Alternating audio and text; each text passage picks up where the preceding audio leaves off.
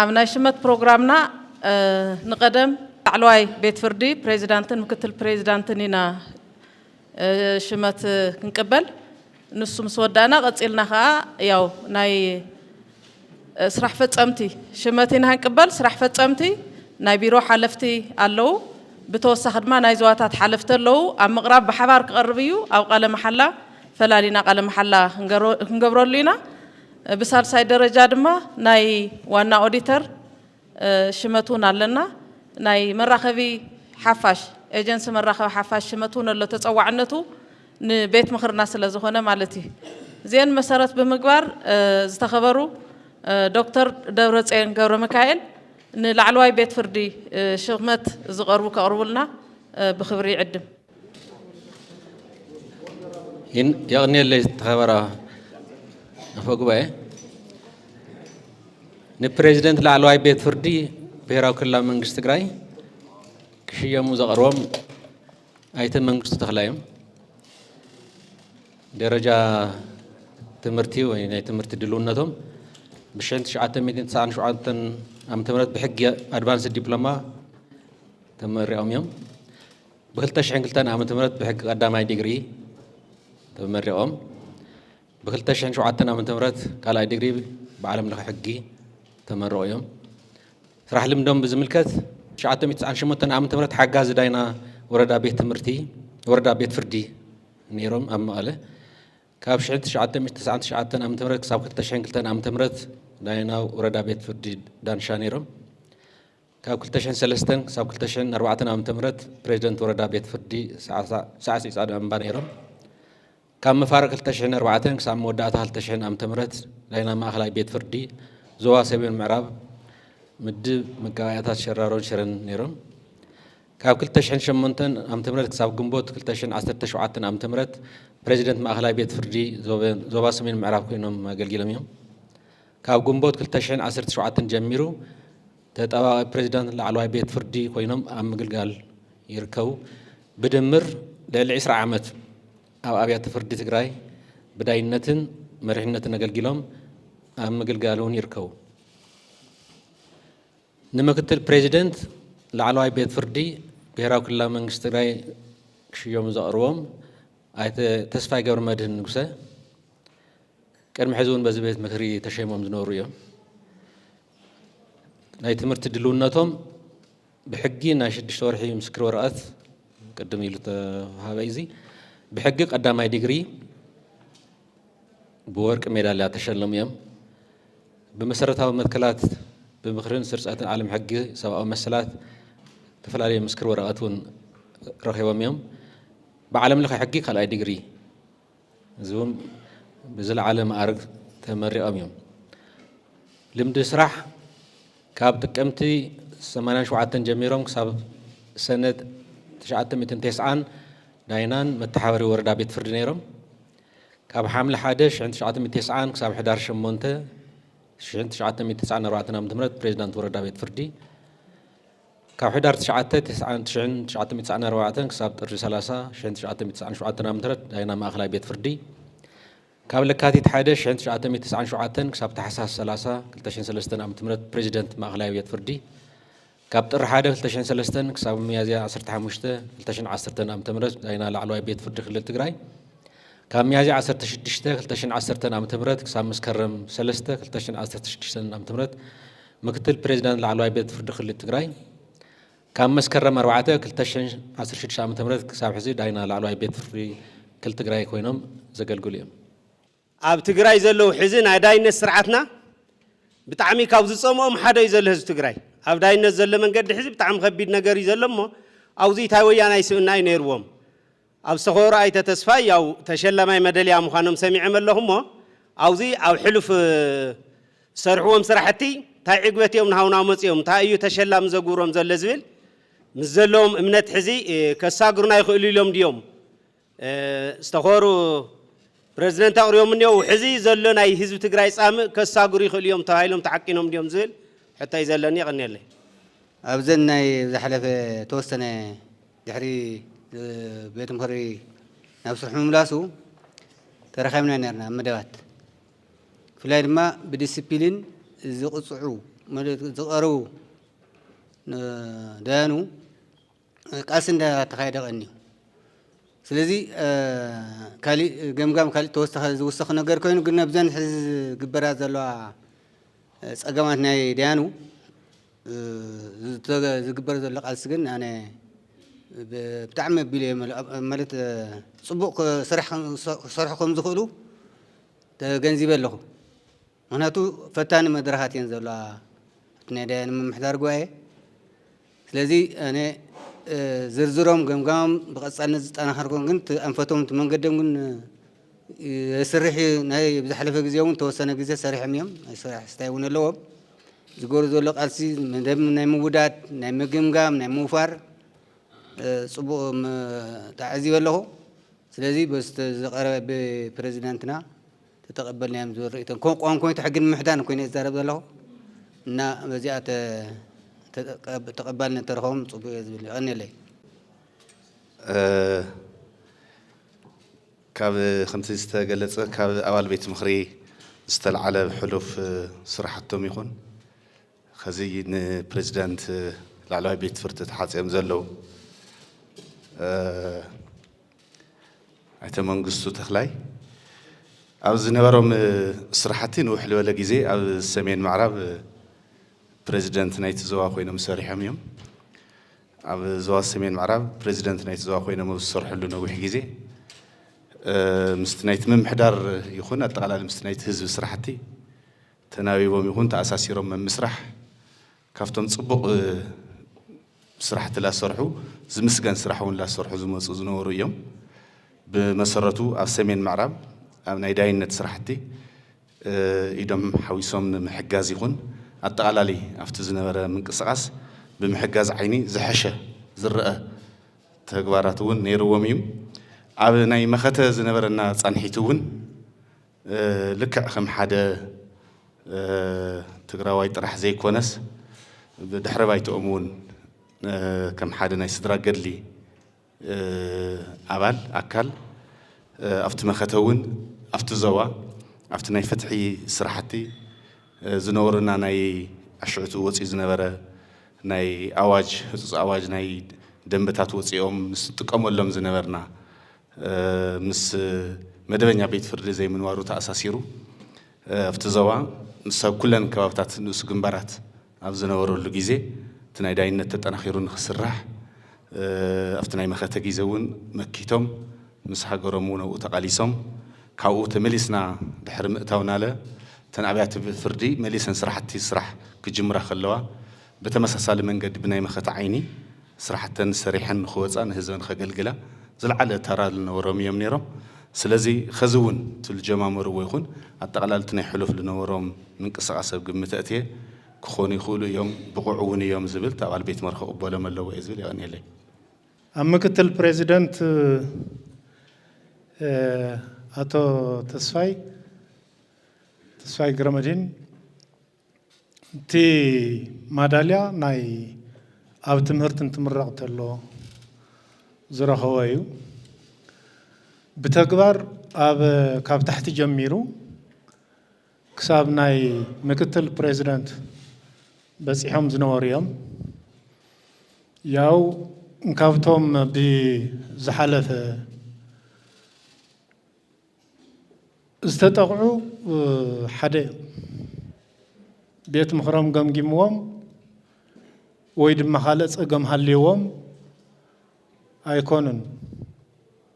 ነዚ ተፃዊሮም ነቲ ጥቕዓት ተፃዊሮም ያው ስራሖም ዝነበሩ እዮም ካልኣይ ስድራ ስው እዮም ብተግባር ብዓቕሞም ድማ ኣብቲ ናይ መጀመርያ ቀሪብ ኣሎ ብኡ ምርዳእ ኣብ ኩሉ እዚ ፃምእ ናይ ፍትሒ ዝተኸፈረ ኣባል ቤት ምኽሪ ኩሎም ዘቕርብዎ ዘለው በዚ ሕዚ ንገልፆ ዘለና ጥራሕ ኣይኮነን ከቢድ እዩ ስርዓት ፍትሕና ንክጠፍእ እውን ብዙሕ ስለ ዝተሰርሐሉ ናይ ዳያኒ ጥራሕ ኢልካ እውን ዝውሰድ ኣይኮነን بكل ملو فتح سينو كان صرصر حزب تግራይ كبتن أكلنا يزي كوينن ناتسرح لزمصاي سلازي هررتا فتحنا يتهزبي كبيد مخانو تملقتي يحلف الله نزي حلفنت وسيدو نصام ازي نمفتح كل عينت مسواتي كخفل موسان يدلي كوا حالف ግን بكل ملو تنمصمتي مبغس ማለት قريبا من نازلو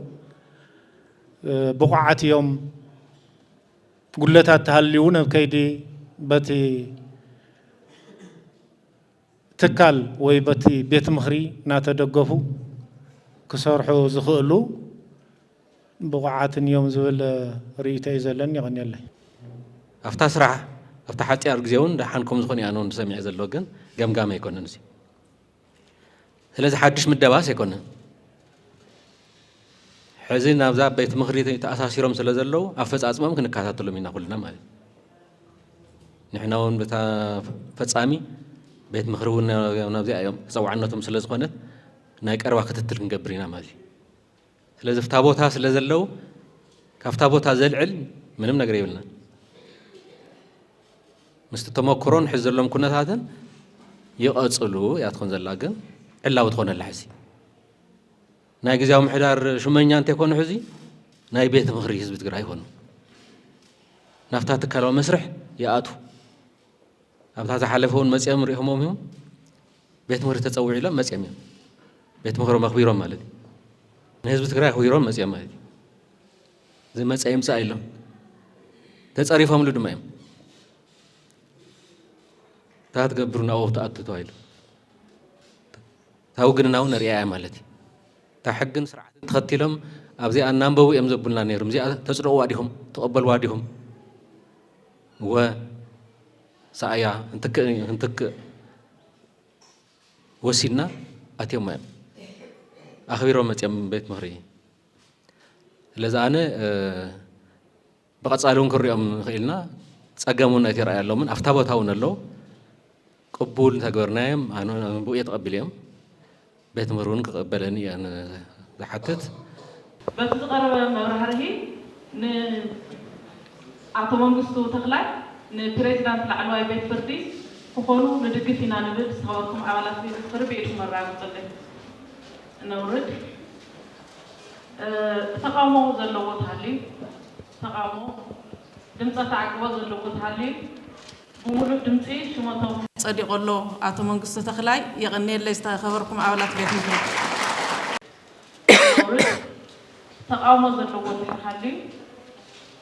يلن دمت أتعقب زلوون حالي يلن بمولو دمتي نمكت البريزيدنت الناس حالفهم الله أعطوا تصفاي غير مدني يغني اللي استخبركم عولات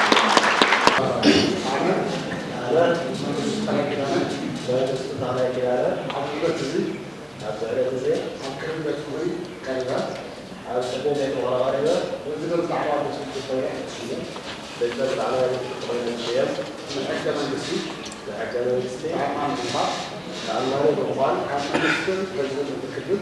لأنه المستر نفسه يتكلم طابع محافظة طابع محافظة وقتنا هو في المتن وقتنا هو في المتن كمون في سرعة المسار الموضوع عشان سرعة المسار الموضوع سرعين الدفاع سرعين الاقتصام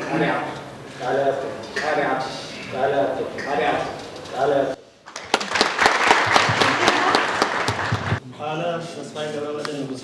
أنا تصفي قرمة النقصة عبد علة زي عبد قدمي بيت مفرق قريبة عبد علة زي عبد قدمي بيت مفرق قريبة مكتل بريزيدنت العلاوي بيت فرد كوينة انتشيم مكتل بريزيدنت العلاوي بيت فرد كوينة انتشيم نحق منقستي تأمان بمخان نحق منقستي تأمان بمخان كاب منقستن حزبن إذا كاب منقستن حزبن إذا كلل زتوهبن حلافنت بقنعنان بوفينة كمون حقن سرعة المسارات بالمقبر سرحين مفتصام قالياتو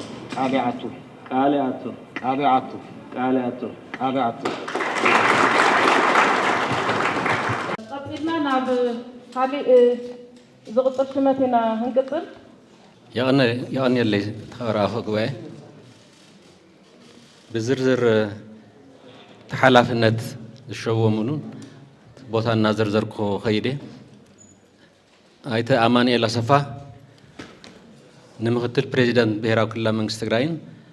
ሓላፊ ቢሮ ፈትሕን ኮይኖም ክሽየሙ ዘቕርቦም ايتا اماني الا صفا እዮም ትምህርቲ ድልውነት ቀዳማይ ዲግሪ ብሕጊ ማስተርስ ዲግሪ ብሕግታት ታክስን ኢንቨስትመንትን ዲፕሎማ ብስርዓት ምምሃር ምስትምሃር ላዕለዎት ትካላት ትምህርቲ ስራሕ ልምዲ ንልዕሊ 20 ዓመት ኣብ ዝተፈላለዩ ህዝባውን መንግስታውን ትካላት ዝሰርሑን ዘገልግሉን ኮይኖም ካብ ሰነ 1990 ክሳብ መስከረም 1994 ዓ.ም ኣባል ሰራዊት ሓይልታት ምክልኻል ሃገር ካብ መስከረም 2003 ዓ.ም መተሓባበሪ ውዳበታት ዩኒቨርሲቲ ኣዲስ ኣበባ ካብ መስከረም 2003 ክሳብ ታሕሳስ 2009 ዓ.ም ናይ ሕጊ መምህር ኣብ ዩኒቨርሲቲ ጎንደር ዓዲግራት መቐለን ታሕሳስ 2009 ክሳብ ታሕሳስ 2010 ዓ.ም ምክትል ፕሬዚደንት ላዕለዋይ ቤት ፍርዲ ብሄራዊ ክልላዊ መንግስቲ ትግራይ ካብ ታሕሳስ 2010 ክሳብ ጥቅምቲ 2013 ዓ.ም ሓላፊ ቢሮ ፍትሒ ብሄራዊ ክልላዊ መንግስቲ ትግራይ ካብ ሓምለ 2013 ክሳብ መጋቢት 2015 ዓ.ም ኣማኻሪ ሕጊ ፕሬዚደንት ብሄራዊ ክልላዊ መንግስቲ ትግራይ ካብ መጋቢት 2015 ክሳብ ጥቅምቲ 2016 ዓ.ም ቺፍ ካቢኔት ሰክሬታርያት ግዚያዊ ምሕዳር ትግራይ ካብ ጥቅምቲ 2016 ክሳብ 2017 ዓ.ም ኣቐባሊ ቃል ህዝባዊ ወያነ ሓርነት ትግራይ ካብ ሚያዝያ 2017 ክሳብ ሕዚ ምክትል ፕሬዚደንትን ሓላፊ ቢሮ ልምዓት ከተማን ኮንስትራክሽንን ኮይኖም ዝሰርሑን ኣብ ውሽጥን ወፃእን ዝተፈላለዩ ናይ ኣመራርሓ ስልጠናታት ብምውሳድ ዓቕሞም ዘዕበዩን ኮይኖም ብስርሖምን ስነ ምግባሮምን ዝተመስገኑ እዮም ቀፂለ ዘቕርቦ ንሓላፊ ቢሮ ሕርሻን ሃፍቲ ተፈጥሮን ኮይኖም ዝሽየሙ ኣይተ ኣለም ብርሃን ሃሪፈየ እዮም ናይ ትምህርቲ ድልውነት ዲፕሎማ በተፈጥሮ ሃብቲ ዲግሪ በተፈጥሮ ሃብትን ኢኮኖሚክ ማኔጅመንትን ቀዳማይ ዲግሪ ማስተርስ በኢኮኖሚ ተፈጥሮ ሃብትን ናይ ኢንቫይሮንመንት ኢኮኖሚክስን ካልኣይ ማስተርስ ኣብ ፖለቲካ ኢኮኖሚ ኣብ ኩሎም ብርክታት ትምህርቲ ብዝለዓለ ማዕርግ ዝተመረቑ እዮም ስራሕ ልምዲ ካብ ጣብያ ገጠር ልምዓት ጀሚሮም ኣብ ሃዋሳ ዩኒቨርሲቲ ከም ረዳት መምህር ነይሮም ምክትል ዋና ማሕደርን ሓላፊ ቤት ፅሕፈት ሕርሻ ገጠር ልምዓት ኣብ ወረዳታት ኣፅብን ክልተ ወላዕሎን ኣገልጊሎም ዝተፈለየ ማል ስፔሻሊስት ናይ ሕርሻ ናይ ለውጢ ኣየር ዝፃወር ብዝብል ድማ ቢሮ ሕርሻን ሃፍቲ ተፈጥሮን ምክትል ሓላፊ ኮይኖም ኣገልጊሎም ሕዚ ኣብ ቀረባ ድማ ሓላፊ ቢሮ ሕርሻን ሃፍቲ ተፈጥሮን ኮይኖም እናሰርሑ ዝርከቡ እዮም ቀፂለ ዘቕርቦም ንሓላፊ ቢሮ ከተማ ልምዓት ኮንስትራክሽን ኮይኖም ዝሽወሙ ኣይተ ኣለም ገብረዋህድ እዮም ድልውነት ትምህርቲ ቀዳማይ ዲግሪ ብምምሕዳር ህዝቢ ካልኣይ ዲግሪ በመራርሓን ሰናይ ምሕዳርን ልምዲ ስራሕ ያው ካብ ህፃንነቶም ጀሚሮም ኣብ ዕጥቃዊ ቃልሲ ዝተሳተፉ እዮም 3 ዓመት ናይ ወረዳ ዓዲ 4 ሕዚ ወረዳ ራማ ናይ ሲቪል ኢንተሊጀንስ ሓላፊ ቀፂሎም 2 ዓመት ናይ ወረዳ እንዳባፅሓማ ኮሚሳር ሓላፊ ቀፂሎም 2 ዓመት ናይ ዞባ ኣክሱም ኮሚሳር ሓላፊ እዚ ዕጥቃዊ ቃልሲ እዩ ድሕሪ ዓወት 10 ዓመት ናይ ዞባ ማእኸል ሓላፊ ፕሮፓጋንዳ ኮይኖም ኣገልጊሎም እዮም ኣብ ዞባ ምዕራብ 4 ዓመት ኣገልጊሎም 2 ዓመት ምክትል ኣመሓዳርን ሓላፊ ፕሮፓጋንዳን ኮይኖም 2 ዓመት ድማ ብዞባ ኣመሓዳሪ ብዞባ ኣመሓዳሪ 1 ዓመት እውን ኣብ ማእኸላይ ዞባውን ኣገልጊሎም እዮም ቀፂሎም 4 ዓመት ሓላፊ ፕሮፓጋንዳ ህወሓት 2 ዓመት ሓላፊ ቢሮ ሃፍቲ ማይ ኮይኖም እውን ኣብ መንግስቲ ሰሪሖም እዮም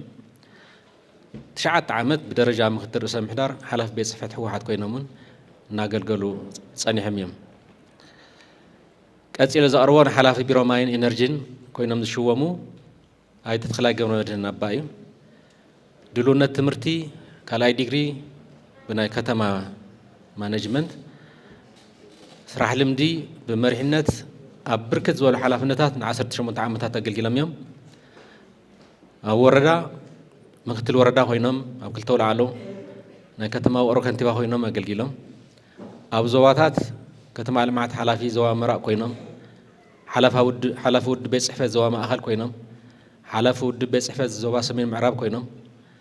وانا محداري زوا سمين معراب كوينهم وانا محداري زوا معرابون كوينهم كاب قربا جميرو دما حلف بيرو ماين انرجي كاب مالت كاب حمله 2017 جميرهم حلف بيرو ماين انرجي كوينهم ناغلغلو زركو يم قصيله زقربهم نحلف بيرو تمرتي كوينهم حلف كوينهم شومو دكتور كيروس قعشيم يا برك تمرتي بي اتش دي او دكتوريت كيمستري سراح لمدي تحابر بروفيسور كوينهم ابز يا بوت تمهروا مويا كيمستري لعلو ايت مرامارن بركت زولو سراحت مرمرن او عالم لخنا ساينس مصيحتاتون مرمرم حكيمهم يوم بدمر ابز حالف 10 عامات اب تفلاليو لعلو تكالات تمرتي اثيوبيا بحلاف كفل تمرتي كولج دين اكاديمي مكتل بريزيدنت تطاق بريزيدنت كوينهم صرحون قبل مرحو تكال طرح انت كنا صعيبيه تكالات لعلو تمرتي ناي عالم استوصو زبركتيهم كاب 2015 عام تمرت جميرهم زحالف 3 عاماوتي دما بيرو تمرتي تግራይ እንዳመርሑ ይርከቡ ቀጽለ ዘአርቦም ንሓላፍ ቢሮ መሬት ኮይኖም ዝሽየሙ እዮም ዶክተር ፍሳ ሃፍተጽዮን ናይ ትምህርት ድልውነት በፌደራሊዝም ናይ ዶክተሬት ዲግሪ በመጽናዕት ሰላምን ድሕነትን ናይ ማስተርስ ዲግሪ በፌደራሊዝም ናፈታት ሓጎንጽን ናይ ድሕረ ምርቃ ዲፕሎማን بحق ድማ ናይ መጀመርያ ዲግሪ ዘለዎም እዮም አገልግሎት ካብ 2000 ዓመተ ምህረት ክሳብ 2006 ዓመተ ምህረት ኣብ ዩኒቨርሲቲ ጎንደር መምህር ሕግን ምክትል ዲንን ከምኡውን ኣብ ደቡብ ኣፍሪካን ስዊዘርላንድን ዓለም ለኸ ትካላት ናይ ምርምር ተመክሮ ዘለዎም ኮይኖም ክሰርሑ ጸንሑ እዮም ካብ 2007 ዓመተ ምህረት ክሳብ 2010 ዓመተ ምህረት ድማ ኣብ ማእኸል መጽናዕትን ምርምርን ፖሊሲ ኢትዮጵያ ላዕለዋይ ተመራማሪ ፖሊስ ኮይኖም ሰሪሖም ካብ 2010 ክሳብ 2014 ዓመተ ምህረት መስራትን ዋና ዳይሬክተርን ኢንስቲትዩት መጽናዕት ምርምርን ፖሊሲ ትግራይ ኮይኖም አገልግሎም ካብ 2014 ክሳብ 2015 ዓመተ ምህረት ሓላፊ ቢሮ ፍትሒ ትግራይ ኮይኖም ሰሪሖም ካብ 2015 ክሳብ 2017 ዓመተ ምህረት ድማ ሓላፊ ማእኸል መጽናዕት ምርምርን ፖሊሲ ህወሓት ብምዃን ሰሪሖም ብተወሳኺ ኣብ ጥቅምት 2015 ዓመተ ምህረት أول جوجل لذة تسلم تجري بمخان أو سمع دومال تصابو سمع بريتورا أول كوينامون جابهم زبر كوتيم كم ميازيا خلتشن 10 شعاتنا مثل جميرهم بيروم حدار حتى أمان مريت تجري إنما مرحو زركويم كأتسيل الزاربان نحلاف نت بيروم أدن كوينن شيء وما ويزرو برختي جور مدنيو درجات مرتن دولنا تمرتك قدامي ديجري ناي مريتن ناي ماين انجينيرينج كالاي ديجري اغرو ايكولوجين ناي قصال معبالن زملكتيو سراح لمدي كاب 1999 جميرن كساب 2007 عام تمرت اوردا خلتو لعلو اب استفلالي بيت صحفتات حلافيتن كساب مختل وردا محدارين كوينن ن10 عام تገልግለኔን ካብ 2008 ክሳብ 2010 ዓመተ ምህረት ኣብ ዞባ ምብራቕ ዞባ ኮሚቴ ብምዃን ኣብ ዝተፈላለዩ ሓላፍነታት ን3 ዓመት ተገልጊለን ካብ 2010 ዓመተ ምህረት ክሳብ 2011 ዓመተ ምህረት ከንቲባ ከተማ ኦሮ ኮይነን ን1 ዓመት ተገልጊለን ካብ 2011 ክሳብ 2014 ዓመተ ምህረት ቢሮ ባህልን ቱሪዝምን ትግራይ ሓላፊት ኮይነን ን3 ዓመት ተገልጊለን ካብ 2015 ዓመተ ምህረት ክሳብ 2017 ዓመተ ምህረት ኤጀንሲ ምድርጋጽ ብቕዓት ሙያ ትግራይ ሓላፊት ኮይነን 3 ዓመት ተገልጊለን ካብ 2017 ዓመተ ምህረት ክሳብ ሕዚ ኣብ ግዜያዊ ምሕዳር ያው ቢሮ ኣደን ሓላፊት ኮይነን 1 ዓመት ኣገልግለን እየን ቀጺለ ዘቕርቦ ንሓላፊ ቢሮ ሕዚ ያው ታሽም ቀይርና ያለና ሲቪል ሰርቪስ ነበረት ኣብቲ ሓድሽ ኣዋጅ ፓብሊክ ሰርቪስ ልማዓት ሓይሊ ሰብን ይናይልኛ ዘለና ነዚኣ ክመርሑ ክሽዮሙ ብሕፀ ዘቕርቦም ዘለኹ ዶክተር ተኽላይ ተስፋይ ገብረ እግዚአብሔር እዮም ቅድም ኢለ ዝነበርኩ ኣብቲ ጠቕላላ መጽናዕቲ ናይ ትግራይ ንሶም እዮም ዝመርሕዎ ነይሮም ንሶም ግምት ኣእቲና ኢና ናብ ሓላፍነት ተምፂና ዝበልኩ ነዚኦም እዩ ዶክተር ተኽላይ እዩ ናይ ትምህርቲ ድልውነቶም ሳልሳይ ዲግሪ ያው ፒኤችዲ ዝበሃል በመራርሓ እዩ ሊደርሺፕ ዝበሃል ድሕረ ምረቓ ዲፕሎማ ብልምዓትን ከተማን ኣባይትን ዝምልከቱን ናይ ትምህርቲ ድልውነት ኣለዎም ስራሕ ልምዲ ካብ 79 ካብ 1979 ክሳብ 1984 ኣብ በዓል መዚ ልምዓትን መጽናዕትን ሽንጥሮታት ኢትዮጵያ በዓል ሞያ ኣመራርሓ ስራሕ ኮይኖም ጸኒሖም ካብ 1984 ክሳብ ሓምለ 2015 ብመምህርነት ብዝተፈላለዩ ሓላፍነታት ዘገልገሉ እንትኸውን ኣብ ውሽጢ ዩኒቨርሲቲን ኣብ ደገን ዘገልግሉሎም ሓላፍነታት ኣብ 92 ክሳብ 95 ኣብ ዩኒቨርሲቲ መቐለ ዲን ኮሌጅ ቢዝነስን ኢኮኖሚክስን ካብ 1995 ክሳብ 97 ኣካያዲ ስራሕ መዘጋጃዊት ከተማ መቐለ ኮይኖም ኣገልጊሎም ካብ 1998 ክሳብ 2000 ኣብ ዩኒቨርሲቲ መቐለ ምክትል ፕሬዚዳንት ኮይኖም ኣገልጊሎም ካብ ነሓሰ 2015 ክሳብ ሕዚ ዋና ዳይሬክተር መጽናዕትን ምርምርን ፖሊስ ትግራይ ኮይኖም እናገልገሉ ጸኒሖም እዮም ካብዚ ብተወሳኺ ኣብ ዝተፈላለዩ እዋናት ኣብ ወዳድባን ካልኦት መጽናዕታትን ብምስታፍን ብምምራሕን መንግስቲ ትግራይ ንሓገዙ ዝመፁ ኣመራርሓ እዮም ቀፂለ ዘቕርቦን ሓላፊ ቢሮ ጥዕና ኮይኖም ክሽየሙ ዘቕረብክዎም ዝሓፀኽዎም እዩ ዶክተር ጸጋይ በርሂው ተስፋ እዮም ደረጃ ትምህርቶም ሜዲካል ዶክተር እዩ ናይ ስራሕ ልምዶም ካብ 2007 ካብ 2008 ዓ.ም ኣብ ሆስፒታል መቐለ ሓኪምን ሜዲካል ዳይሬክተርን ካብ 2009 ክሳብ 2010 ዓ.ም ኣብ ዩኒቨርሲቲ መቐለ ኮሌጅ ጥዕና ሳይንስ ዓይደር ብሞያ ሕክምና መምህርን ምክትል ሜዲካል ዳይሬክተር ሆስፒታል ካብ 2011 ዓ.ም ክሳብ ሕዚ ኣብ ክልል ጥዕና ቢሮ ትግራይ ምክትል ቢሮ ሓላፊ ኮይኖም እናገልገሉ ዝርከቡ እዮም ቀፂለ ዘቕርቦም ንሓላፊ ቢሮ ጉዳያት ኮሚኒኬሽን ኮይኖም ክሽየሙ ዝሓፀኽዎም ዶክተር አብርሃም ሓጎስ ተክኤም ድልውነት ትምህርቲ ቀዳማይ ዲግሪ በመምህርነት ቋንቋ እንግሊዝኛ እዩ ካልኣይ ዲግሪ ፓብሊክ ፖሊሲን ኢኮኖሚያዊ ልምዓትን ካብ ደቡብ ኮርያ እዩ ሳልሳይ ዲግሪ ኣብ ቻይና ያው ዶክተሬት ዲግሪ ብዓለም ለኸ ኢኮኖሚ ተመሪቖም እዮም ናይ ስራሕ ልምዶም ካብ 1993 ክሳብ 1998 ብመምህርነትን ርእሰ መምህርነትን ካብ 1999 ክሳብ 2001 ብምክትል ዓም ህንፀት ምክትል ምልዓልን ሓላፊ ምልዓልን ኣብ ወረዳ ሓፈሮም ኣብ 2002 ምክትል ምልዓል ዞባ ማእኸል ኣብ 2003 ክሳብ 2005 ኣመራርሓን ሓላፍን ሱፐርቪዥን ኣብ ቤት ጽሕፈት ሕወሓት ኣብ 2007 ሓላፊ ፖለቲካዊ ስራሕቲ ከተማታት ኣብ ቤት ጽሕፈት ሕወሓት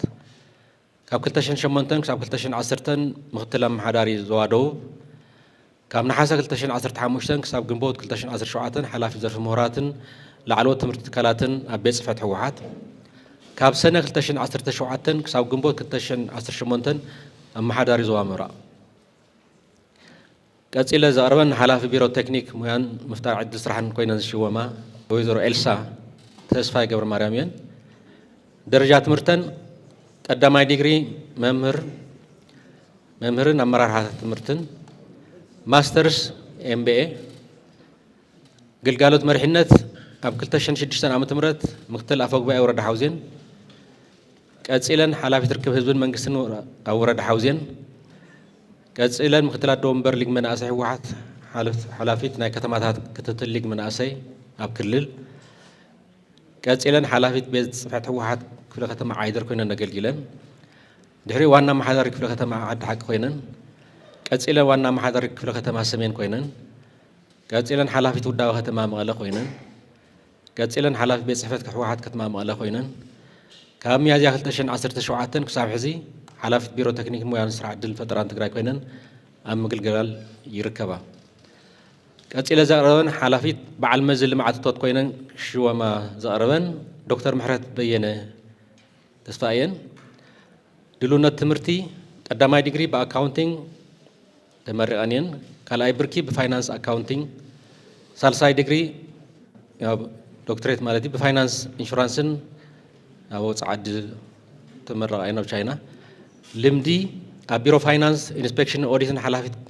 ከይዲ ስራሕ ኮይነን 3 ዓመት ኣብ ማሕበር ደቂ ኣንስትዮ ትግራይ ምክትል ስራሕ ኣካይድት ኮይነን ን2 ዓመት ኣብ በዓል መዚ እቶት ክልል ትግራይ ምክትል ዳይሬክተር ኮይነን ን3 ዓመት ኣብ በዓል መዚ እቶት ክልል ትግራይ ዋና ዳይሬክተር ኮይነን ን4 ዓመት ቢሮ ፋይናንስ ምትኻብ ሃብትን ክልል ትግራይ ቢሮ ሓላፊት ኮይነን ካብ 2015 ክሳብ ሕዚ እናገልገላ ዝርከባ እየን ቀፂለ ዘቕረበን ንሓላፊ ቢሮ ፋይናንስ ምትሕብባር ሃብትን ኮይነን ዝሽወማ ኮይነን ወይዘሮ ራሕማ ዓብደልቃድር መሐመድ እየን ትምህርቲ ድልውነት ዲግሪ በአካውንቲንግ ኣለወን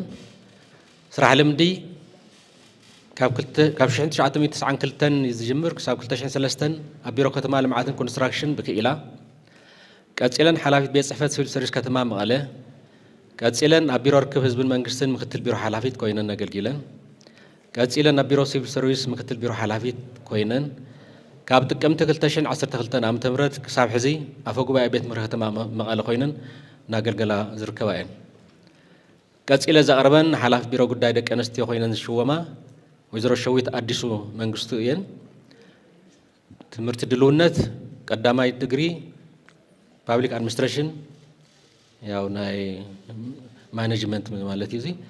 ካልኣይ ዲግሪ ናይ ልምዓት ጽንዓታት እዩ ዲቨሎፕመንታል ሳይንስ ስታዲስ ይበሃል ካብ 1980 ዓ.ም ኣብ ምግዳል ዝነበራ እየን ስራሕ ልምደን ካብ 1984 እዩ ዝጅምር ክጅምራ እንተለዋ ናይ ዞባ ምዕራብ ማዳኣት ምክትል ኣዶ ወንበር ነይረን ቀፂለን ኣብ ትእምት ስራሕቲ ጉና ተመዲበን ኣገልጊለን እየን ቀፂለን ናይ ከተማ ሰቲት ሑመራ ሓላፊት ቤት ጽሕፈት ደቂ ኣንስትዮ ኮይነን ኣገልጊለን እየን ቀፂለን ናይ ዞባ ምዕራብ ኣዶ ወንበር ማዳኣት ኮይነን ቀፂለን ናይ ወረዳ ቃፍታ ሑመራ ሓላፊት ቤት ጽሕፈት ኮይነን ኣገልጊለን ድሕሪኡ ናይ ወረዳ ቃፍታ ሑመራ ኣፈ ጉባኤ ኮይነን ኣገልጊለን ድሕሪኡ ናይ ዞባ ምዕራብ ሓላፊት ገጠር ውዳበ ኮይነን ቀፂለን ኣብ መለስ ኣካዳሚ ዳይሬክተር ስልጠና ኮይነን ካብ 2018 ዓ.ም ድማ ሓላፊት ቢሮ ኮሚኒኬሽን ኮይነን እናገልገላ ዝርከባ እየን እዚ ካብ ኣባላት ናይ ኣመራርሓ ህወሓት ዝተመደቡ ኮይኖም ቀፂለ ዘቕርቦም ካብ ምሁራት ያውቲ ምስ ብሔራዊ ውድባት ዝተኣሳሲሩ ካብቲ ዘሎ ናይ ካቢኔ ቦታ 7 ካብ ህወሓት ወፃእ ክኸውን ኢና ጌርናዮ እዚ ውሳነ ናይ ህወሓት እዩ ቤት ምክሪ ክቕበለና እውን ንፅበ ስልጣን ናይ ቤት ምክሪ እዩ ህወሓት ግን ኣብ ዝሓለፈ ሓቋፋይ ንገብሮ ኢልና ኢና ቤት ምክሪ ናይ መጀመርያ ክንረኸብ ተለና እውን ሓቋፋይ ዝኾነ ካቢኔ ኢና ነምፅእ ኢና ኢልና ስለዚ ልዕሊ 30 ካብ 133 ካብ 100 ካልኦት ኣካላት ግን ናይ መኸተ ሓይልታት ዝኾኑ ካብኣቱ ከም መሪሕነት ህወሓት ወሲኑ እዩ ዘቕርብ ዘሎ ናብ ቤት ምክሪ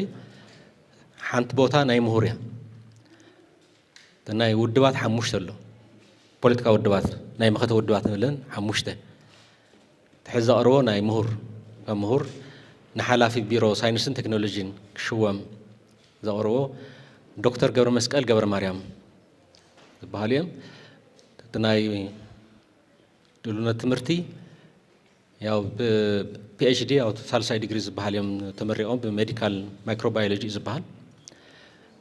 ማስተርስ ብማይክሮባዮሎጂ ተመሪቖም እዮም ባችለር ቀዳማይ ዲግሪ ብኣፕላይድ ባዮሎጂ ተመሪቖም እዮም ናይ ስራሕ ልምዶም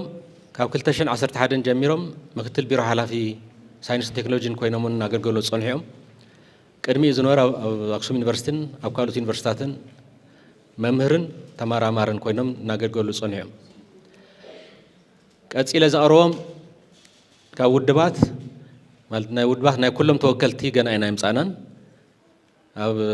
ሚጢና ቀኒና ምስኣቶም እውን ግዜውን ይደልዮም ንክውስኑ ስለዚ ንፅበ ኢና ዘለና ናብኣቶም 5 ናይ ካቢኔ ቦታታት ተደልዲለን ኣለዋ ሓደ ውድብ ሙሉእ ምርዳእ ስለ ዝተገብረ ንሽመት ሕዚ ይቐርብ ኣለኹ ሕፁይ በዚ መሰረት ንሓላፊ ቢሮ ባህልን ቱሪዝምን ክመርሑ ዝሓፀኹም ኣይተዶሪ ኣስገዶም ተስፋይ ትምህርቲ ድልውነት ቀዳማይ ዲግሪ ብቋንቋን ስነ ፅሑፍን ካልኣይ ዲግሪ ማስተርስ ዲግሪ ብሶሽዮሎጂ ዝተመረቑ እዮም ናይ ስራሕ ልምዲ ብሞያ መምህርነት ካብ ቀዳማይ ሳብ ካልኣይ ብርኪ ቤት ትምህርቲ ኣባ ገብረ ሚካኤል መሶብ እዮም መቐለ እዩ ካልኣይ ፈጻሚ ዳይሬክተር ሕብረት ልምዓት ኢሮብ ብምዃን 1 ዓመት ሰሪሖም ላዕለዋይ መኮንን ርክብ ህዝቢ ቢሮ ጸጥታን ምምሕዳርን ክልል ትግራይ 3 ዓመት ሰሪሖም መተሓባበሪ ጉጅለ ዜና ፕሮግራም ኢሮብ ብምዃን ን3 ዓመት ኣብ መራኽብቲ ሓፋሽ ትግራይ ኣገልጊሎም ኣቦ ወንበር ዓሲምባ ዲሞክራሲያዊ ፓርቲ ብምዃን 6 ዓመት ክሳብ ሕዚ እናመርሑ ዝርከቡ እዮም። ናይቶም ካልኦት ውድባት ኣብ ቀጻሊ ክነቕርብ ኢና። ውሳነ ናይ ቤት ምኽሪ ግን ክልየና እዩ። ኣብ ከይዲ እናተረዳድኣና ብዝኽና ቁፅሪ ናብ ሓላፍነቶም ከኣቱ ውክልና ንፕሬዚደንት ክወሃብ ሓትት። ሓንቲ ቢሮ እውን ኣላትና ካብተን ናይ ውድባት ናይ ጸጥታ ካብ ሰራዊት ነምፂና ኢልና ሳውን ኣብ ቀጻሊ ክትርአ ማለት መዲብና ነስርሕ ኢና ግን ኣብ ቀጻሊ ዞባ ማሕደርቲ ማሕዳሪ ዞባ ሰሜን ምዕራብ ኣይተወልደ ኣብርሃ ገብረ ጻድቅ ናይ ትምህርቲ ድልውነት ቀዳማይ ዲግሪ ናይ ገጠር ልምዓት ካልኣይ ዲግሪ ማስተርስ ያው ካልኣይ ዲግሪ ናብ ቢዝነስ ምምሕዳር ቢዝነስ ኣድሚኒስትሬሽን ስራሕ ልምዲ ብርክት ዝበለ ናይ ስራሕ ልምዲ ኣለዎም ካብ ጣብያ በዓል ሞያ ጀሚሮም እዮም በመራርሓ ደረጃ ወረዳ ዶቃ ተንቤን ወረዳ ሊግ መንእሰይ ሓላፊ ነይሮም ወረዳ ማይን ኣብ ወረዳ እውን ማይን ማዕድን ኤነርጂ ቤት ጽሕፈት ሓላፊ ኮይኖም ኣብ ወረዳ ክልተ ውላዕሎ ናይ ወረዳ መሬት ምምሕዳር ዴስክ ሓላፊ ነይሮም ወረዳ ምክትል ኣመሓዳርን ሓላፊ ቤት ጽሕፈት ማይ ሃፍትን ኮይኖም ኣገልጊሎም ወረዳ ሕወሓት ቤት ጽሕፈት ሓላፊ ኮይኖም ኣገልጊሎም ወረዳ ምክትል ኣመሓዳርን ሓላፊ ሕርሻ ገጠር ልምዓትን ኮይኖም ኣመሓዲሮም ቀጺሎም ወረዳ ዋና ኣመሓዳሪ ኮይኖም ኣገልጊሎም ብዞባ ደረጃ ኣብ ዞባ ምዕራብ ምክትል ዞባ ኣመሓዳርን ሓላፊ ከተማ ልምዓትን ኮይኖም ኣብ ከተማ መቐለ ዞባ ውዳዊ ሓላፊ ኮይኖም ኣብ ክልል ስታፍ ዞባ ፕሮፓጋንዳ ሓላፊ ኮይኖም ኣብ ከተማ መቐለ ሓላፊ ሕወሓት ቤት ጽሕፈት ኮይኖም ኣብ ዞባ ደቡብ ምብራቅ ሓላፊ ሕወሓት ቤት ጽሕፈት ኮይኖም ኣብ ዞባ ሰሜን ምዕራብ ናይ ወድብ ኣቦ ወንበር ኮይኖም ካብ ሚያዝያ 2017 ዓ.ም ክሳብ ሕዚ ድማ ዋና ኣመሓዳሪ ዞባ ሰሜን ምዕራብ ኮይኖም እናገልገሉ እዮም። ቀጺለ ዘቕርቦም ኣመሓዳሪ ዞባ ማእኸል ኮይኖም ክሽወሙ ኣይተ ሲሳይ ግርማይ ሮሂዳን እዮም። ናይ ትምህርቲ ድልውነቶም ቀዳማይ ዲግሪ ብቢዝነስ እዩ። ስራሕ ልምዶም ካብ 1999 ዓ.ም ክሳብ 2004 ዓ.ም ኣብ ዝተፈላለዩ ወረዳታት ቤት ጽሕፈት ሓላፍን ብምክትል ኣመሓዳሪ ወረዳ ደረጃ ኣገልጊሎም ቀጺሎም ኣመሓዳሪ ወረዳ ዓድዋ ኮይኖም ኣገልጊሎም ቀጺሎም ናይ ዞባ ማእኸል ብደረጃ ምክትል ኣመሓዳሪ ዞባ ስራሕ ፍጻሚ ኮይኖም ቀጺሎም ናይ ዞባ ሰሜን ምዕራብ ብምክትል ኣመሓዳሪ ዞባ ሓላፊ ፖለቲካዊ ጉዳያትን ኣብ ምዕራብ ግንባር ሓላፊ ህንፀት ሰራዊት ኣርሚ ኮይኖም ኣገልጊሎም ካብ 2017 ዓ.ም ክሳብ ሕዚ ኣመሓዳሪ ዞባ ማእኸል ኮይኖም እናሰርሑ ዘለዉ ኣመራርሓ እዮም። ቀጺለ ዘቕረቦም ናይ ዞባ ደቡብ ኣመሓዳሪ እዮም ኣይተ ዝናቡ ገብረመድህን ናይ ትምህርቲ ድልውነቶም ቀዳማይ ዲግሪ ብፖለቲካል ሳይንስን ዓለምን ለኸ ርክባትን ተመሪቖም እዮም። ካልኣይ ዲግሪ ብወፃኢ ፖሊስን ዲፕሎማስን ተመሪቖም እዮም። ናይ ስራሕ ልምዶም 5 ዓመት ናይ ዩኒቨርሲቲ ናይ ሕወሓት ኣባላት መምህራን ተምሃሮን ሰራሕተኛን መተሓባበሪ 2 ዓመት ኣማኻሪ ፖለቲካዊ ጉዳያት ርእሰ ምምሕዳር ክልል ጋምቤላ 1 ዓመት ኣብ ዋና ቤት ጽሕፈት ሕወሓት ሓላፊ ከተማ ውዳበ 1 ዓመት ኣብ ዋና ቤት ጽሕፈት ሕወሓትን ሓላፊ ሚድያን ልሳናትን ኮይኖም ካብ ሕዳር ጀሚሮም ኣብ 2013 እዚ ካብ ግንቦት 27 2017 ኣብ ኣርሚ 44 ሓይሊ ህንፀት ረጅመንት ኮሚሳር ኮር ኮማንድ ቤት ጽሕፈት ሓላፊ ከምኡውን ሓጋዝ ኣርሚ 44 ኮይኖም ናይ ኣርሚ 44 ኮይኖም እናገልገሉ ጸኒሖም እዮም። ካብ ሰነ 2017 ጀሚሩ ድማ ኣብ ዋና ቤት ጽሕፈት ሕወሓት ምክትል ፕሮፓጋንዳ ሓላፊ ቀጺሎም ኣብ ዞባ ደቡብ ኣመሓዳሪ ኮይኖም ተመዲቦም እናሰርሑ ይርከቡ። ቀጺለ ዘቕርቦም ኣመሓዳሪ ዞባ ምብራቕ እዮም። ኣይተ ፍስሓ ሃይላይ ናይ ትምህርቲ ድልውነቶም ቀዳማይ ዲግሪ በመራርሓ ትምህርትን ትልምን ካልኣይ ዲግሪ በመራርሓ ሰናይ ምምሕዳርን ናይ ስራሕ ልምዲ 8 ዓመት ከም በዓል ሞያ ኮይኖም 12 ዓመት ብመርሒነት ኮይኖም ፕሮፓጋንዳ ዞባ 1 ዓመት ኣመሓዳሪ ዞባ ምብራቅ 1 ዓመት ፕሮፓጋንዳ ከተማ መቐለ 1 ዓመት ኣመሓዳሪ ወረዳ ጋንታ ኣፈሽም 4 ዓመት ምክትል ፕሮፓጋንዳ ዞባ ምብራቅ 2 ዓመት ፕሮፓጋንዳ ከተማ ዓዲግራት 2 ዓመት ፋይናንስ ሓላፊ ሳዕሲ ጻዕዳ እምባ 1 ዓመት ኣገልጊሎም እዮም። ቀጺለ ዘቕርቦም ዞባ ኣመሓዳሪ ምዕራብ ኣይተገደይ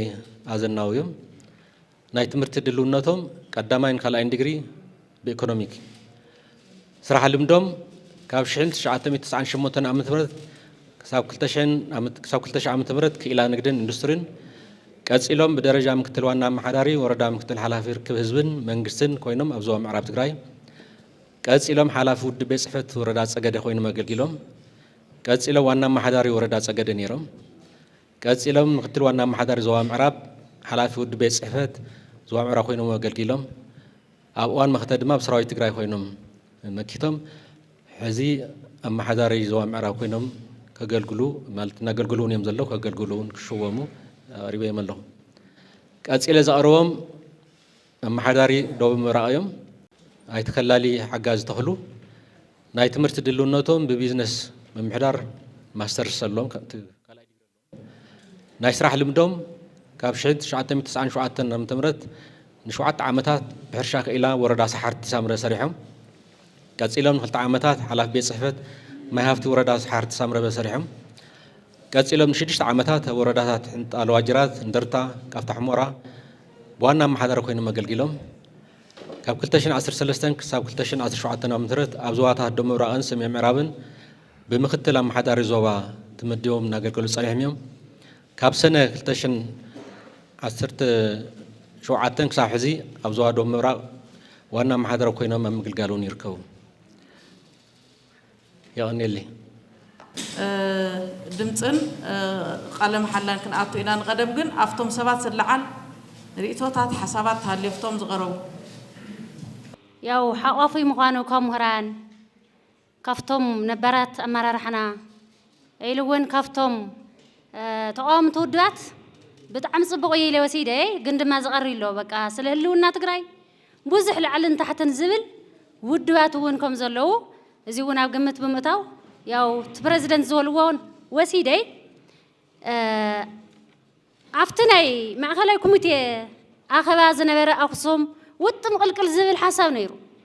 ام محوراو ميديا ام فيسبوك زتك افلالاي زمسل نيرو حزي حاد خوينا وزي مركاونا دما افويه لابلي نهز تግራይ افويه لابل كابينيسي استايد عقم دمر عقمي تناصل يهونن نايت حدا خفتت حدا يشفن حز خا حدش ابز حلف عمتا 3 عمت كنياتنا استاينا نيرنا اغزياونا نيرنا حزي كم حدش تملسنا انا هيلنا نجي مزلنا وريت علني مالت كنغمغمتنا ابزنا غزياو اندينا هنغمغم كم حوحات تجمجم خليه كم منجستون كجمجميو أنا جن زم قريبا مزلوا بتوسنا نايلم دنا يتمكرن حدا ريتو يدليه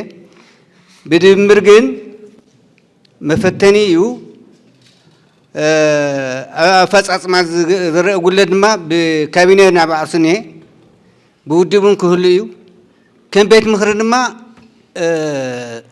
تتعيش زلوا بيت مخرج قمت كوميتات حدا سرحوا نظام بيرتات نظام جنسات نظام كوميشنات مجمجامي جمجمو مدب جمجمنا هنا أم مدب سلزين رنا مالتيو زعك أنسب كاب بجمجامي بمدبيو بتجوار مالتي سلز بتجوار عقينا عند حر الله خوين عند حر خمنا له كفتات مالتني عامي صقم كليو بتجوار ذا صقم نجرتها لكن صبصام تقرب نحد حسكت صبصام تقرب ريتو هنا وينا كلاي انتن زيتو هابن زلو شدشته يكون حمشته نحنا كم حوحات مالت كم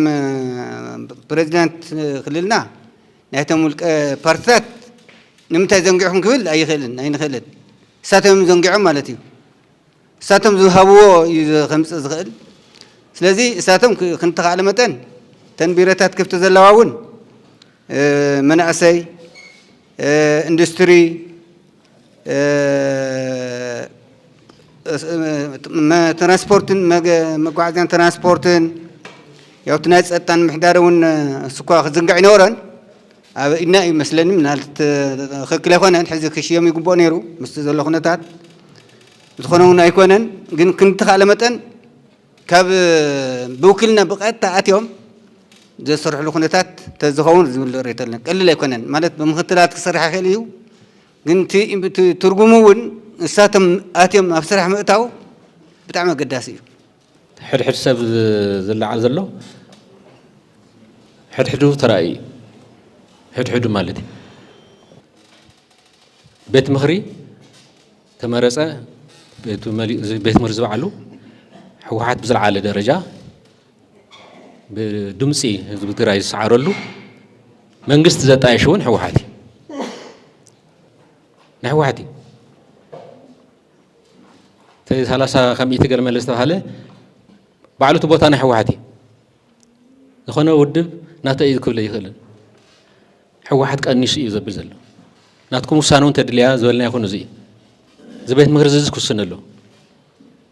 መር ሓላፍነት 100 ናህና እዩ ዝኾነ ውድብ እንተ ዝኣቱ ተጥፊኡ ትውድበ ይንሓትት ሕወሓት እዩ ዝሕተት ሕወሓት ያው ቤት ምኽሪ እቲ በዓሉ ተፈጻሚ ስለ ዝመርሕ ንባዕሉ ክሓቶ እዩ ኣብ ስራሕ መፅኻ እኒኻ ስራሕ ክትሰርሕ እምበር ተበላሸኹን ካን ክብል ማለት እዩ ሓላፍነት ግን ናይ ሕወሓት እዩ ናይ ሕወሓት መንግስቲ እዩ እዚ ስለዚ ካብቲ ግዛዓው ናይ ንውፅእ ዝኾነ ፈጻሚ ኣይኮነ ነጣይሽ ዘለና ሚእት ካብ ሚእትስ ናይ ሕወሓት ዝኾነ ሕዚ ግን ምስቲ ዘሎ ኩነታት ነቲ ፖለቲካና እውን ዝጠቅም ወላ ብድምፂ ስዒሮም የምፅኡ እምበር ባይቶና ጥራሕ እኮ እዩ ዘሎ በቲ ዝሓለፈ መረፃ ኣባል ቤት ምኽሪ ኣባል ናይታ ፈጻሚ ክንገብሮ ንኽእል ካብኣቶ ጊስና እውን ንባይቶና እዩ ሕዚ ግን ባይቶና ጥራሕ ኣይኮነን እቶም ናይ መኸተ ካልኦት ውድባት የልና ኣለና 4 ውድባት እኒኦም ባዕሎም ክመፁ ናይ 4 ውድባት እሺ እውን ኢሎም እዮም ኣብኡ ኣይኮነን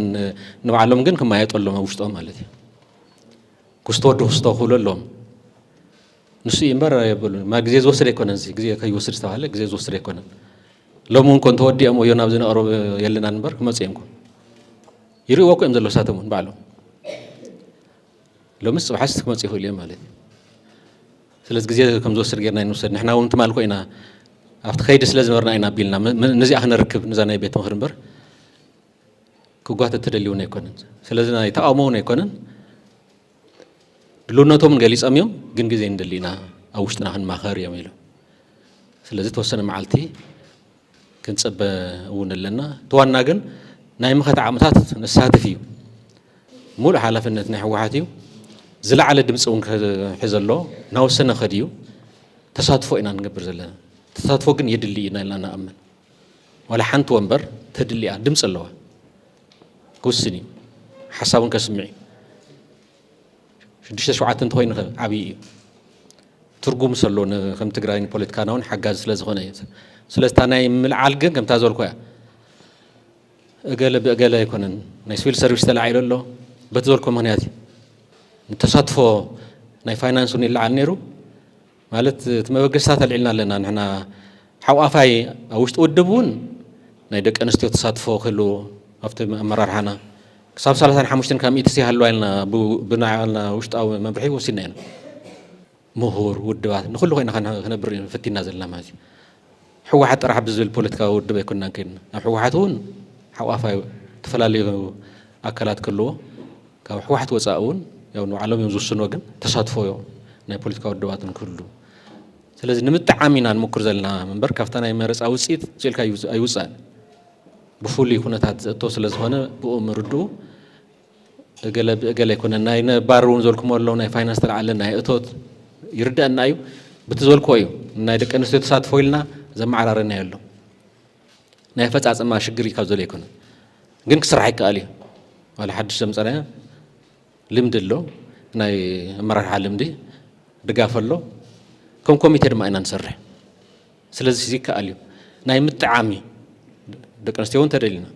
ናይ ሃይማኖት ተሳትፎ እውን ተደሊና ኣለና ፀብቲ ዕድላት ማለት ዕድላት ቀሊል ኣይኮነን ንምትዕራዩ የዋፅና ኢልና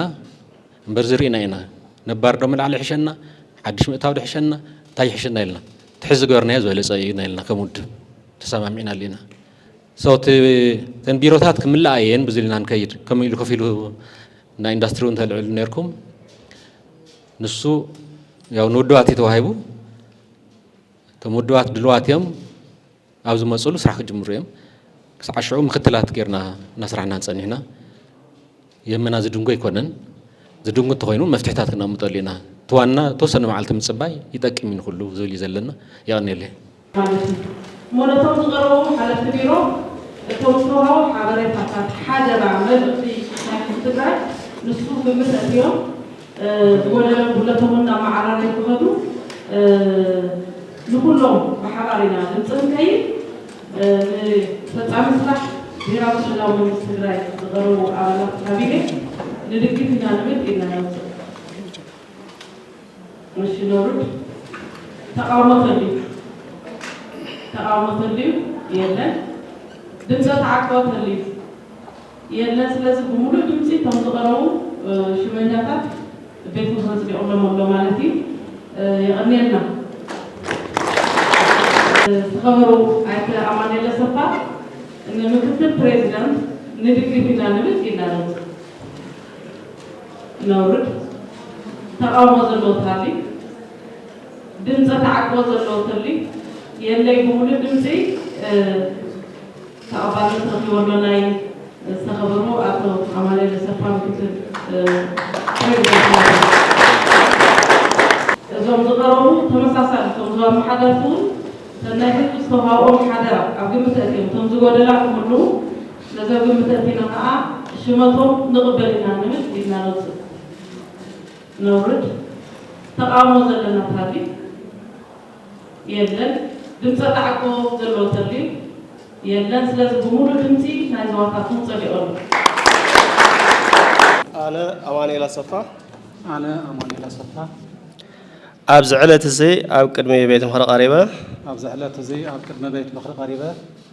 ምክትል ፕሬዚዳንት ብሄራዊ ክልላዊ መንግስቲ ትግራይ ኮይነ እንትሽየም ንሕገ መንግስቲ ተኣማኒ ብምዃን ካብ መንግስትን ህዝብን ዝኽልል ዝተዋሃበኒ ሓላፍነት ብቕንዕናን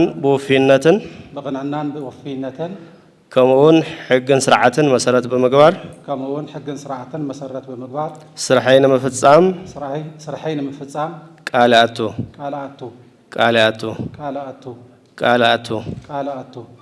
ይቐኒየለይ ኣብ ቅድሚ ቤት ምክሪ ቀሪበ ሓላፊ ቢሮ ኮይኑ ንሽየም ንሕገ መንግስቲ ተኣማኒ ብምዃን ካብ መንግስትን ህዝብን እዚ ክልል ዝተዋሃበኒ ሓላፍነት ብቕንዕናን ብወፊይነትን ከምኡውን ሕግን ስርዓትን መሰረት ብምግባር ስርሐይ ንምፍፃም ቃል ኣቱ ይቐኒየለይ ኣነ ኣብዚ ዕለት እዚ ኣብ ቅድሚ ቤት ምክሪ ቀሪበ ዞባ ኣመሓዳሪ ኮይነ ዝሽየም ንሕገ መንግስቲ ተኣማኒ ብምዃን ካብ መንግስትን ህዝብን እዚ ክልል ዝተዋሃበኒ ሓላፍነት ብቕንዕናን ብወፊይነትን ከምኡውን ሕግን ስርዓትን መሰረት ብምግባር ስርሐይ ንምፍፃም ቃል ኣቱ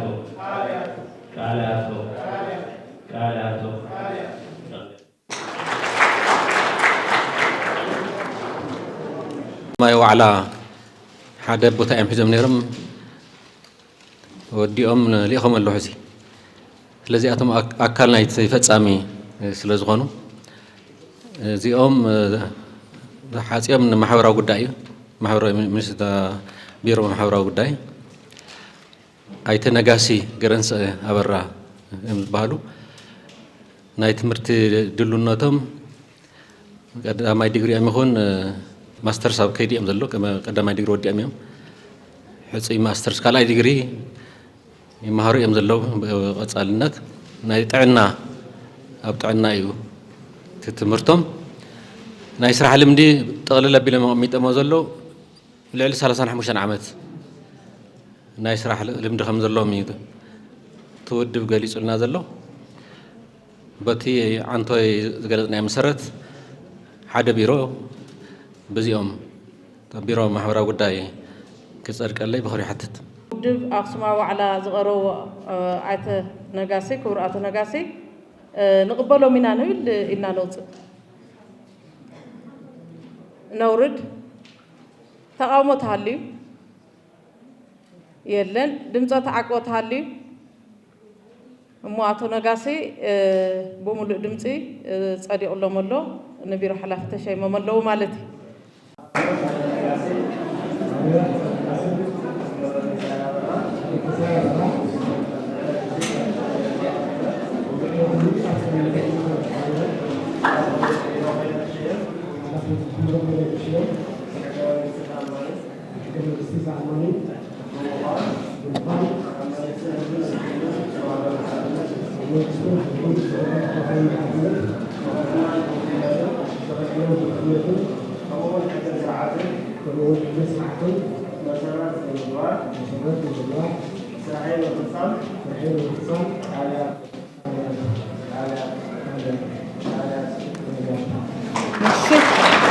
وانا اوديترن مكتل وانا اوديترن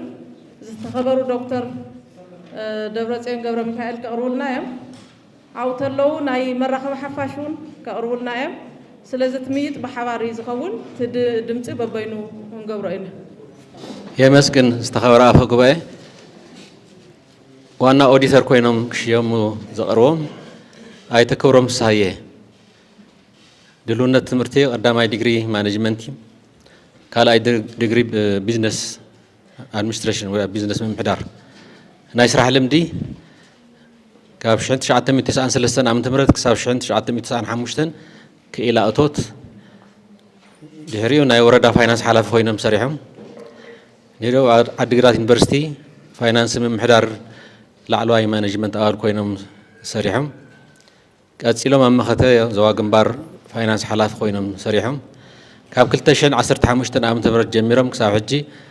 ዋና ዳይሬክተር በዓል መዝል ልምዓት እቶት ኮይኖም እናገልገሉ እዮም ቀፂለን ምክትል ዋና ኦዲተር ኮይኖም ሽየሙ ዘቕርቦም ኣይተ መኮንን ገብረ እግዚአብሔር ኮይኖም ናይ ትምህርቲ ልምዲ ናይ ስራሕ ትምህርቲ በአካውንቲንግ ቀዳማይ ዲግሪ ካልኣይ ዲግሪ ብዕደጋን ምሕደራ ሃፍትን ናይ ስራሕ ልምዲ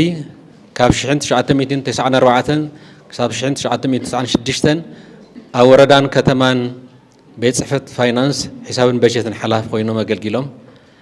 ቀፂሎም ኣብ ቤት ጽሕፈት ዋና ኦዲተር መተሓባበሪ ዝተጠቃለለ ፈንድ ኦዲት ኮይኖም ኣገልጊሎም ቀፂሎም ኣብ ቢሮ ትልምን ፋይናንስን ዳይሬክተር መንግስታዊ ዕደጋን ምምሕዳር ንብረትን ን8 ዓመት ኣገልጊሎም ዳይሬክተር ኢንስፔክሽን ኦዲት ኮይኖም 4 ዓመት ንኸባቢ 1 ዓመት 3 ወርሕን ሓላፊ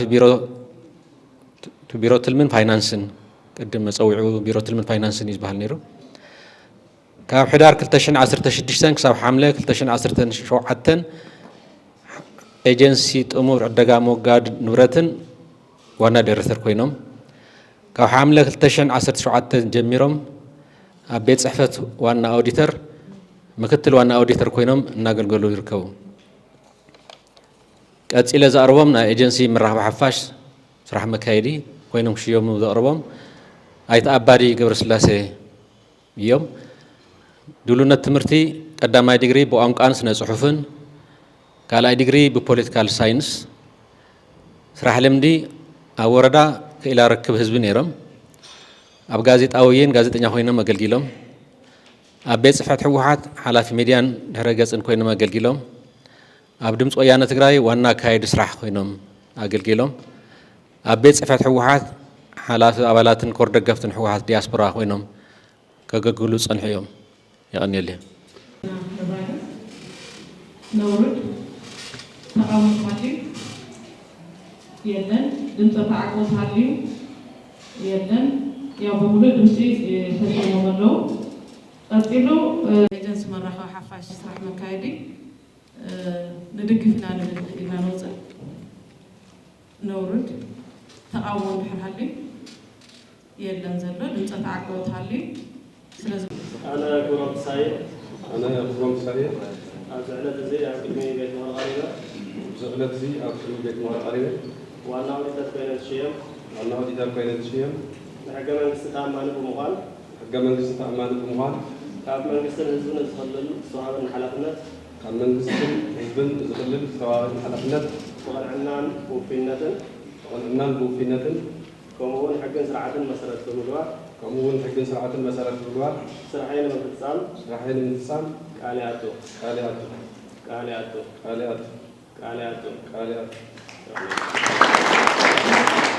ኣነ መኮንን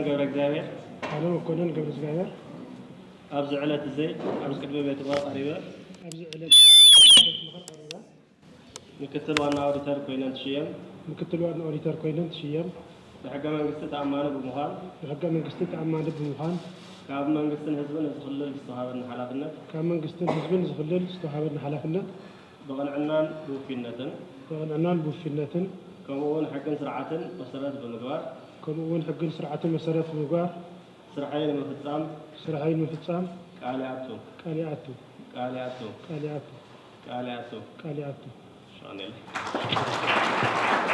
ኣነ ኣባዲ ገብረስላሴ ኣብዚ ዕለት እዚ ኣብ ቅድሚ ቤት ምክሪ ቀሪበ ሓላፊ ኤጀንሲ መራኸቢ ሓፋሽ ትግራይ ኮይነ እንትሽዎም ንመንግስቲ ተኣማኒ ብምዃን ካብ መንግስትን ህዝብን ዝክልል ዝተዋሃበኒ ሓላፍነት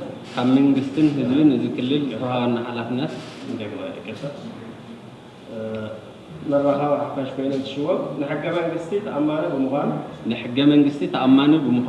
ካብ መንግስትን ህዝብን ዝክልል ዝተዋሃበኒ ሓላፍነት ብቕንዕናን ብተወፋይነትን ከምኡውን ሕግን ስርዓትን መሰረት ብምግባር ስራሐይ ንምፍፃም ቃል ይኣቱ